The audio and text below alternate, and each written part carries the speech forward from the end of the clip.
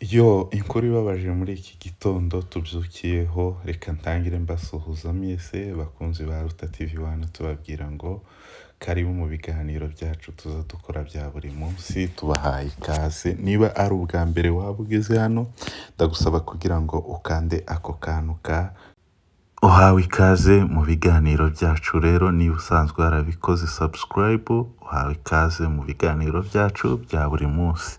Hanyuma reka twizere yuko mumeze neza, gusa aho bitameze neza no kwihangana. Uyu munsi bigenda neza, ejo bikagenda nabi, cyangwa se uyu munsi bikagenda nabi, ejo bikagenda neza. Niko ubuzima bwo muri iyi si bumeze, gusa no kwihangana tugakomera. Mana we, inkuru ibabaje y'uyu mugabo, uyu mupapa, umubyeyi Benjamin, irindi zina ryiwe yitwa ngo ni Ntaryamirwa, yitabye Imana uyu munsi. Iyi tariki kuri uyu wa mbere muri iki gitondo, kikaba kibaye ari igitondo kibi cyane. Abantu bongeye kandi kumva amakuru mabi atari meza y'uyu mubyeyi witabye Imana. Yari atuye mu Rwanda, akaba aguye Kanombe ku bitaro byaho. Ni ukuvuga ngo niho yari arwariye. Batubwiye yuko yari agize iminsi itari myinshi, ariko kandi urumva yarabanje aragwara, nyuma yabwo abona kuba uyu munsi yakwitaba Imana. Gusa reka tubwire abantu bose ngo mwihangane, mukomere, cyane cyane abasinzira umuryango avukamo. No kwihangana ndetse n'abantu ba ruguru za Gahwera, ngira ngo Gahwera, mu Gahwera, abantu baho no kwihangana cyane. Nta kundi ni mu isi, uwagiye aba yagiye, kandi amahitamo aba ari ay'Imana. Gusa Imana nayo iyo yahisemo, twebwe nta kindi twakora. Twebwe tuba tugikeneye abantu, Imana yo kuko ariyo yabatanze ikabisubiza. Nyirabo niyo nyiri bantu, niyo yatuzanye, kandi niyo izatusubizayo. Rero ni ukuvuga ngo uyu munsi kuba uyu mubyeyi yitabye Imana byari amahitamo y'Imana, kandi cyari igihe ciwe kigeze. Buri wese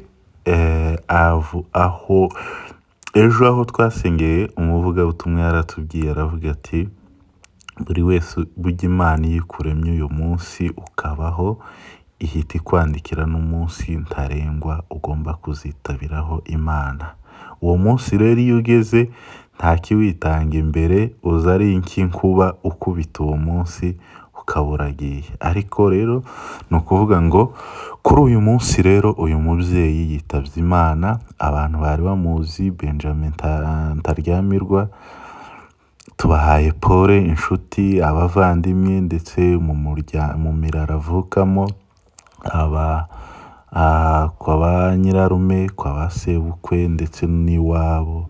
Mwihangane kandi mukomere cyane kubwo kubura uyu mubyeyi wacu ugiye kuri uyu munsi ku wa mbere. Ariko nta kundi, imitima ikomere, Imana iyisure, Imana ibe hagati y'abababaye.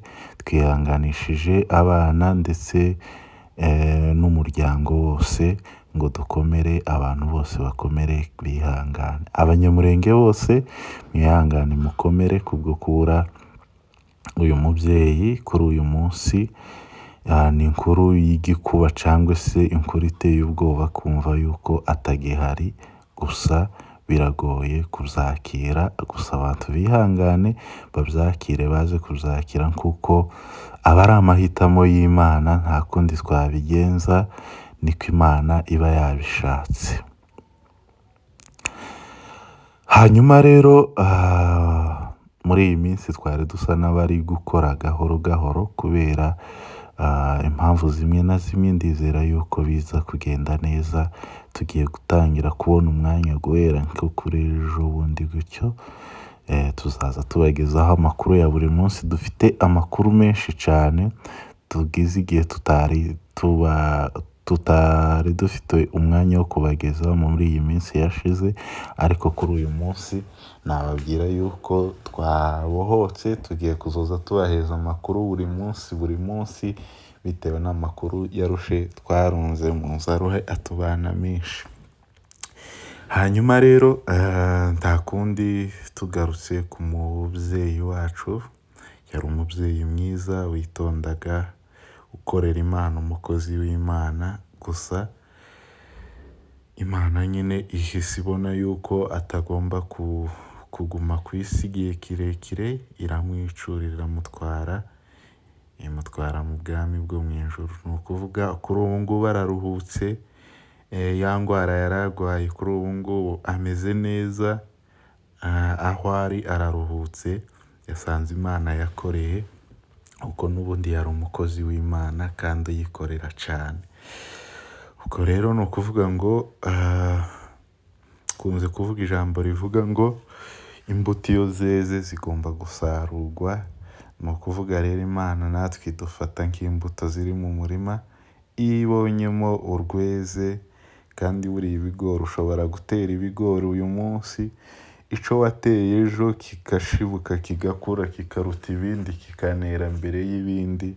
Buriya twe twarahinze turabizi, hari igihe wotera ikigori uyu munsi, icyo wateye ejo kikera vuba mbere y'iki ngiki wateye uyu munsi. Niko bimera rero, niko natwe abantu ushobora gupfa utagendeye kuvuga ngo wenda ni uko uri mutoya cyangwa ngo uri mukuru. Ni ukuvuga hari igihe ushobora gupfa mbere y'umukuru, biba bivuze yuko nawe mu ijuru uba uri imbuto yeze. Ni ya mbuto yera ikera mbere y'ibyo banateye. Ni ukuvuga niko biba bimeze ku bantu abapfa ari batoya, nuko biba bimeze mu ijuru. Bo baba bafite impundu nyinshi mu ijuru, baba bari mu munezero wo kwakira umushitsi, mu gihe twebwe mu isi dusigaranye agahinda n'imibabaro. Gusa mu ijuru ubu ngubu baratekanye, barishimye. Gusa nawe aho ari, reka tumwifurize iruhuko ridashira, kandi ufate umwanya mutoya umwibuke, uvuge ngo Imana imuhe iruhuko ridashira, umubyeyi wacu witabye Imana kuri uyu munsi. Reka tumwifurize kuba mu bwami bwo mu ijuru, tumwifurize kubaho ameze neza mu ijuru, ndetse no gutegurira abasize mu isi aheza cyangwa se ahera hahera, tuzahamusange twese. Kandi tumwifurije ijuru, tumwifurije iruhuko ridashira. Tuzahora tumwibuka ibihe byose, tuzahora tumutekereza, ndetse tuzahora tumutekereza twumve kandi turababaye. Gusa Bibiliya niyo izivuga, sinibuka ahavuga gutyo, naba mbeshe, gusa ko nzi yuko hari ahavuga ko n'abayisomye baze kuba bahatubwira. Wenda ndabizi yuko abadukurikirana benshi barayisoma.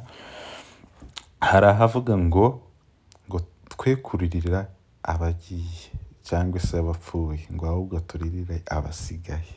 Iryo jambo umuntu wamenya aho riri aze kumfasha ambwira aho riri, kuko buriya abasigaye nitwe tuba dusigaye mu isi y'ibibazo n'imiruho ndetse n'ibitugusha byinshi. Urebye ku isi ya kera y'ubushize, si na kera cyane twebwe, kuko urebye nko mu isi ya 2013 na 4, aho wenda niyo twari dufite ubwenge natwe tureba. Urebye iyo si y'icyo gihe n'iy'ubu ngubu biratandukanye kure.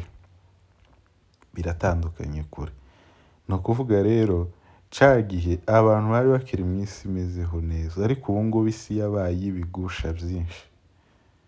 Ubu ngubu isi iri kudutwara speed, isi iri kudutwara mbese uko ishaka, kandi iri ku rwego rwo hejuru. Niba cyagiye za 2010 urebe ejo bundi 2013, 14, isi ikimeze neza kenze, icyo gihe uko isi yari imeze ukabona kuri uyu munsi yahindutse, ubu uribaza 2040 isi izaba imeze gute? cyangwa isi izahinduka indege izoza idutwarira hejuru tuje mu ndege y'isi. Ibintu bigoye iyi si ni ukuri kose iri kugenda ituvuga speed, mugani w'Abagande, iri kudutwara vuba vuba. Ni ukuvuga tugomba kuyibamo twitunganya. Biragora kuvuga ngo abantu bitunganye, biragoye kandi abantu benshi birabavuna.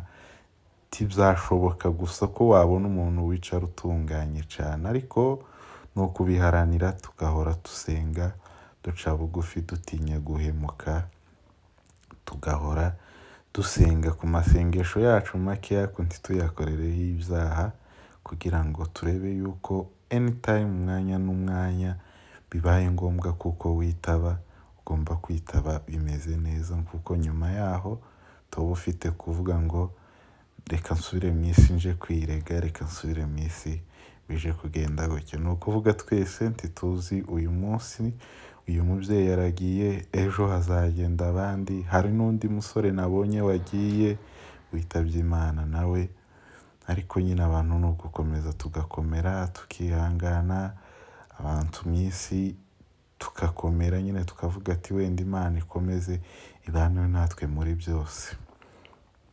Nuko ibintu biba bimeze.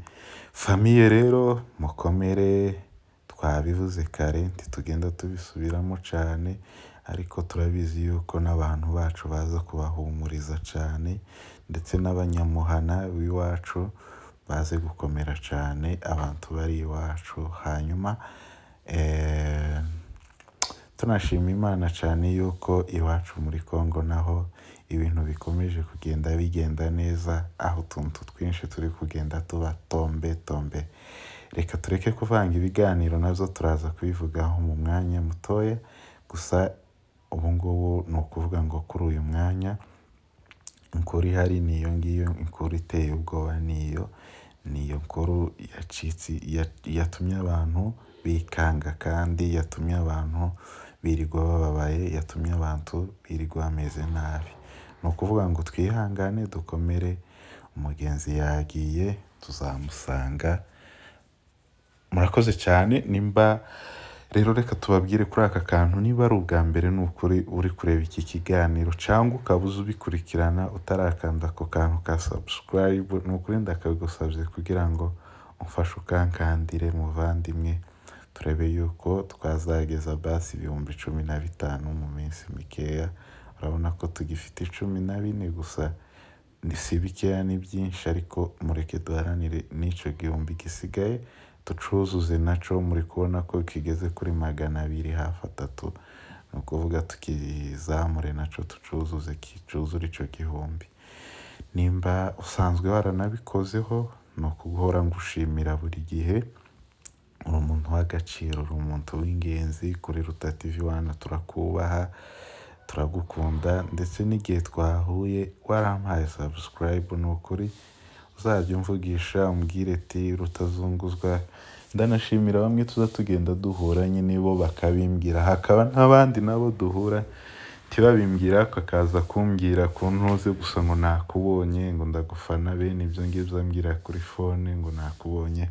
Oya, twe tuba dushaka bajya batwibwirira ati turabafana, wenda turi kumwe mu gihe aho ndi akamvugisha. Ico gihe nje mu bintu twubaha, buriya twubaha cyane umufana, icitwa umufana cyangwa se icitwa umukunzi wacu wo kuri YouTube. Mu gihe ubu dukurikirana, ni ukuri kose nk'aho duhuriye, uzaza ubikora kimwe n'abandi nza ngenda nshima cyane babikora.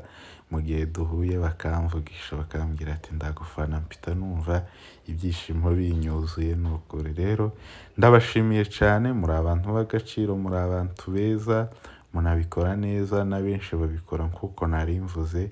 Ubwo rero twizere yuko amakuru mugiye kuzaza muyabona muri iyi minsi. Sinkunda kubabesha, nimba mbabwiye ngo ngiye kubaha amakuru muri iki cyumweru, amakuru menshi nari mfite, abantu bagiye bambwira nkabura umwanya wo kuyavuga. Kuri iki cyumweru ngiye kuyababwira, kandi menshi cyane. Ndababwiye ngo iki cyumweru guhera ejo kuwa 2 tuzaba dufite amakuru mashasha tugenda tubagezaho. Hanyuma rero pole, dukomere twihangane, dukomere cyane. Twari turi kuri Ruta TV 1, umunyamakuru Rutazunguzwa. Murakoze cyane.